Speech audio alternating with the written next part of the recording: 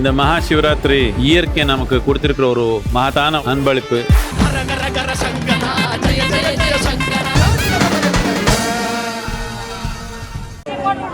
ஏழை எளிய மக்களுக்கு ஆண்டுதோறும் இலவசங்களை வழங்குகிறது வழக்கம். ஆட்சியில் இருந்தாலும் சரி இல்லை என்றாலும் சரி என்றைக்கும் மக்கள் பக்கம் நின்று பாடுபட்டுக் கொண்டிருக்கின்ற இயக்கம் ஒரே இயக்கம் அனைத்து இந்திய அண்ணா திராவிட முன்னேற்ற கழகம். ஆட்சியில் இருந்தாலும் நாங்கள் செய்யறது 4 வருஷமா எதிர்கட்சியில நாங்கள் செய்துட்டு தான் இருக்கோம். எல்லா பிரச்சனையிலும் மக்கள் பிரச்சனைக்கு நின்று போராடி இருக்கிற ஒரே இயக்கம் அனைத்து இந்திய அண்ணா திராவிட முன்னேற்ற கழகம். அதிமுக தான் தலைவர்கள் பிறந்தநாள்னா மக்களுக்கு ஏதாவது செய்வோம். ஆனா மற்ற கட்சியில பாருங்க, பிறந்தநாள் வசூல் பண்ணுவோம். கருணாநிதி பிறந்தநாள் தான் வயசானவங்களுக்கு எல்லாம் தெரியும். பெரிய அண்டா ஒன்று வச்சிருவாங்க. கருணாநிதி உட்காந்து முன்னாடி பெரிய அண்டா ஒன்று இருக்கும். அண்டால பரிசு அவருக்கு பணம் போடும். பணம் பண்ண அவரே இதெல்லாம் பார்த்துருவோம். அப்படிப்பட்ட நிலையிலே அம்மா இன்னைக்கு பிறந்தநாள் கொண்டாடுறதுக்கிறேன். எல்லாரும் வற்புறுத்தாலும் என் பிறந்தநாள் கொண்டாடணும்னா நீங்க ஏழை மக்களுக்கு ஏதாவது உதவி செய்யுங்க சொல்லிதான் இத்தனை அவன களம் நிகழ்ச்சி நடைபெற்றுக் கொண்டிருக்கிறது. இந்த நிகழ்ச்சியை இந்த அளவுக்கு நடத்தி கொண்டிருக்கின்ற ஒன்றிய செயலாளருக்கும் பொறுப்பாளருக்கும் மீண்டும் ஒருவரை நன்றி தெரிவித்துக் கொள்கிறேன். இன்றைக்கு ஆட்சி பொறுப்பு மாற்றம் ஏற்பட்டு இன்னைக்கு திமுக ஆட்சி பொறுப்பு 4 வருஷம் ஆச்சு. இங்க எல்லாம் தாய்மார்கள் தான் இருக்கிறீங்க. நான் வேற எந்த விஷயத்தையும் பேச விரும்பல. எல்லாம் தாய்மார்கள் இருக்கிறீங்க.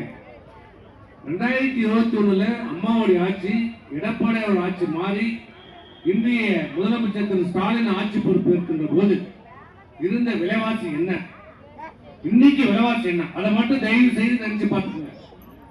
அம்மா ஆட்சியில் 21 இருந்த விலைவாசி என்ன, அரிசி விலை என்ன, பருப்பு விலை என்ன, எண்ணெய் விலை என்ன, விறகு விலை என்ன, கல்லு விலை என்ன, ஜல்லி விலை என்ன, சிமெண்ட் விலை என்ன, கம்பி விலை என்ன, பத்திர விலை என்ன, கரண்ட் பில் எவ்வளவு, அன்னைக்கு எவ்வளவு கரண்ட் பில், அன்னைக்கு வீட்டு வரி என்ன, பால் விலை என்ன, இதை மட்டும் தயவு செய்து நீங்க சிந்திச்சு பாருங்க. கேட்டா நான் 1000 ரூபாய் கொடுத்துட்டேன், 1000 ரூபாய் கொடுத்துட்டேன். 1000 ரூபாய் கொடுத்ததும் இன்னைக்கு செலவு எவ்வளவு ஆயிருக்குது, ஒரு குடும்பத்துக்கு எவ்வளவு செலவாகுது ஒரு மாசம். கரண்ட் பில் 2-3 தடவை ஒய்க்காச்சு. கரண்ட் பில் வீட்டு வரை 2 தடவை ஒய்க்கிட்டாங்க. பத்திரப்பதிவு ஒய்க்காச்சு, ரோட்டுக்கு வரி ஒய்க்காச்சு, குப்பை வீட்டுக்கு ஓட்டு வீட்டுக்கு வரி ஒய்க்காச்சு, குடிசை வீட்டுக்கு வரி ஒய்க்கிட்டாங்க.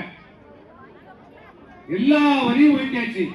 பஸ் கட்டணம் உயர்ந்து போச்சு, பால் கட்டணம் உயர்ந்து போச்சு, எல்லா விலைவாசியும் உயர்ந்து இருக்கிறது. ஆனா கூலி மட்டும் உயரல. கூலி உயர்ந்து இருக்கிறதா? அன்னைக்கு 2001 நீங்க எவ்வளவு 250 ரூபாய் 300 ரூபாய் கூலி வாங்குவீங்களோ அதே கூலி தான் இன்னைக்கு வருது. கூலி உயர்ந்துச்சா? 600 ரூபாய் ஆச்சா? அரிசியில மட்டும் 25 ரூபாய் இன்னைக்கு 70 ரூபாய் விற்குது. 55 ரூபாய் உயர்ந்து இன்னைக்கு அரிசி விலை 50 ரூபாய்க்கு உயர்ந்து. தண்ணிக்கு வரி எல்லாத்துக்கும் தான் வரி பண்றாங்க. எந்த தண்ணி விட்டான்? குடிக்கிற தண்ணி விடல, வீட்டுக்கார குடிக்கிற தண்ணி விடல. அதே விலை வைக்காச்சு. நீ குடிக்கிற தண்ணிக்கு விலை வைக்காச்சு, வீட்டுக்கார குடிக்கிறதுக்கு விலை வைக்காச்சு. உனக்கு 200 ரூபாய் கொடுத்து வந்தாங்க, அந்த குடி விலை ஏறி போச்சுன்னா 100 ரூபாய் தான் வருது. இந்த ஆட்சியில ஒரே சாதனை, இந்த திமுக ஆட்சியில திரு ஸ்டாலினுடைய ஆட்சியில சாதனை ஒரே சாதனை, விலைவாசி உயர்வு, விலைவாசி உயர்வு.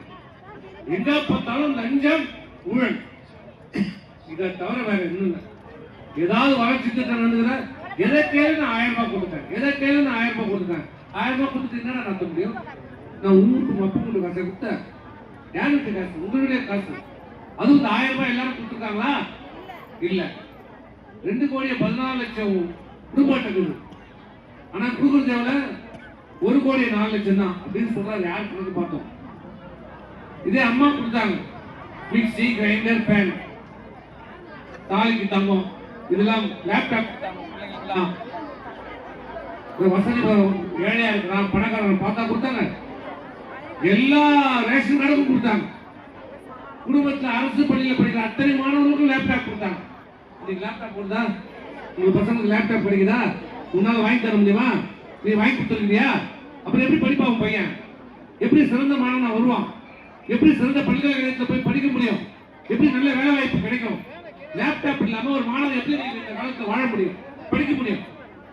அதை கொடுத்தாங்க 10 ஆண்டு காலம் அம்மாவுடைய ஆட்சியில. 2011 இருந்து 2021 வரைக்கும் 52 லட்சம் மாணவ மாணவிகளுக்கு லேப்டாப் கொடுத்த அரசு அம்மாவுடைய அரசு. இவர்களால ஒரு லேப்டாப் தர முடியல. கேட்டா நான் 1000 ரூபாய் கொடுத்தேன். தாலிக்கு தண்ணி தரல, நான் 1000 ரூபாய் கொடுத்தேன். தாலி எவ்வளவு இன்னைக்கு? ஒரு பவுன் தண்ணி எவ்வளவு இன்னைக்கு? இன்னைக்கு 70,000 ரூபாய்க்கு வந்துச்சு கிட்டத்தட்ட. உங்களுக்கு தான் நல்லா தெரியும். தங்கம் எவ்வளவு இன்னைக்கு? இன்னைக்கு ஒரு பவுன் 70,000 ரூபாய். இந்த நிலைமையில போச்சுன்னா, நீங்க சொல்ற கணக்கு இந்த நிலையில தங்க விலை ஏறிச்சுன்னா, அடுத்த வருஷம் 2026 ஒரு பவுனுடைய விலை 1 லட்சம் ரூபாய்.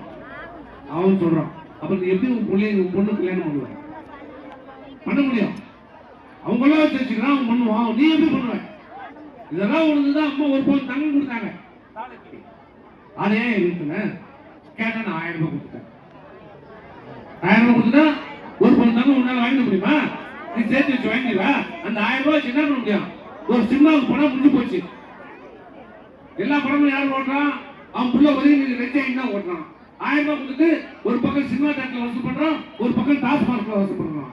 என்ன பண்ண முடியும் இந்த 1000 ரூபாய் வச்சுட்டு? கேட்டா நான் 1000 ரூபாய் கொடுத்துட்டேன். ஏன்டா பருப்பு விலை ஏற்படுச்சு? 1000 ரூபாய் கொடுத்தேன். ஏன்டா அரிசி விலை ஏற்படுச்சு? 1000 ரூபாய் கொடுத்தேன். ஏன்டா கடுகு விலை ஏற்படுச்சு? 1000 ரூபாய் கொடுத்தேன். ஏன்டா எண்ணெய் விலை போச்சு? 1000 ரூபாய் கொடுத்தேன். ஏன்டா கரண்ட் பில் ஏத்துட்ட? 1000 ரூபாய் கொடுத்தேன். ஏன்டா வீட்டு வரி ஏத்துட்ட? 1000 ரூபாய் கொடுத்தேன். என்ன இதுக்குதான் ஆட்சி ஓட்டு போட்டீங்களா?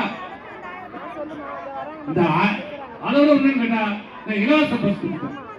அந்த பஸ்ல போட்டு மானங்கட்ட போட்டு கேட்கறான்.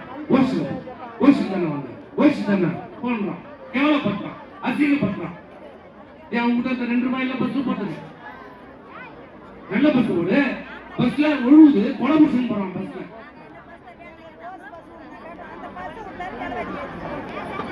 புரிஞ்சுக்குங்க.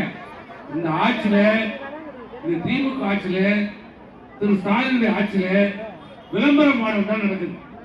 வேற ஒண்ணும் நடக்குது. வேற எதுவும் நடக்குது?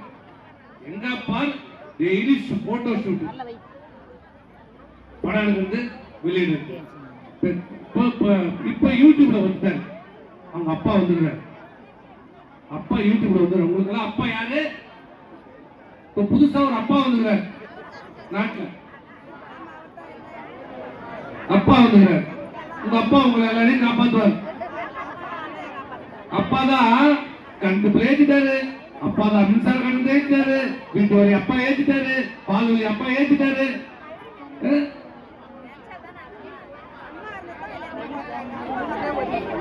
அது நீ புரியுது, அது உனக்கு புரியுது. அப்பான்னு சொல்றவங்க புத்தி இருக்கணும். இந்த ஒரு ஓடுகாலி ஒண்ணு இருந்தது. இந்த ஊர்ல ஒரு எம்எல்ஏ இருக்குது, ஒரு ஓடுகாலி. அது சொல்லுது அப்பா அப்பா அப்பான்னு சொல்ற அந்த ஓடுகாலி. சொந்த அப்பனுக்கு சோறு போடல. சொந்த அப்பா அம்மா மேல கேஸ் போட்டான்.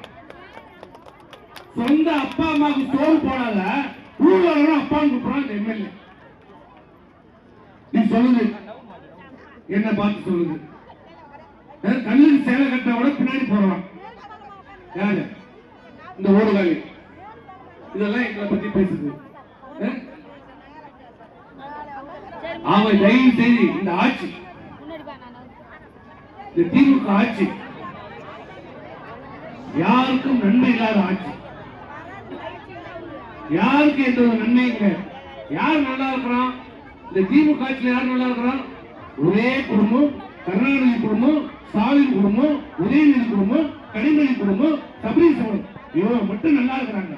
எல்லாரும் எந்த நன்மையும் இல்லை. இந்த ஆட்சியில் எந்த நன்மையும் இல்லை, எந்த வளர்ச்சியும் இல்லை, எந்த திட்டமும் இல்லை. ரோடு போறானா, லைட் எரியுதா, தண்ணி கொடுக்குறானா, எந்த ஊர்ல எந்த வளர்ச்சியும் இல்லை. அவன் தயவு செய்து வருகை தந்திருக்கின்ற தாய்மார்கள் இதெல்லாம் நீங்க தான் புரிஞ்சுக்கணும். உங்களுக்கு தான் தாய்மார்கள் கைதான் இந்த ஆட்சியே இருக்கிறது. ஒரு ஆட்சி வருவதும் ஒரு ஆட்சியை தூக்கி எறிவதும் உங்க கையில தான் இருக்கிறது. சிந்திச்சு வாக்களிங்க, சிந்தித்து செயல்படுங்க, விளம்பரத்தை நம்பாதீங்க. நாளை உங்கள் எதிர்காலம் நன்றாக இருக்க வேண்டும் என்றால், இந்த தாய்மார்களுக்கான ஆட்சி வர வேண்டும் என்றால், மீண்டும் அம்மாவுடைய ஆட்சி எடப்பாடியார் தலைமையிலே 2026 அமைவதற்கு நீங்கள் அனைவரும் இரட்டை சின்னத்தை வாக்களிக்க வேண்டும் என்று கூறி வருகின்ற உங்கள் அனைவரையும் நன்றி கூறி வரவேற்கிறேன். நன்றி, வணக்கம்.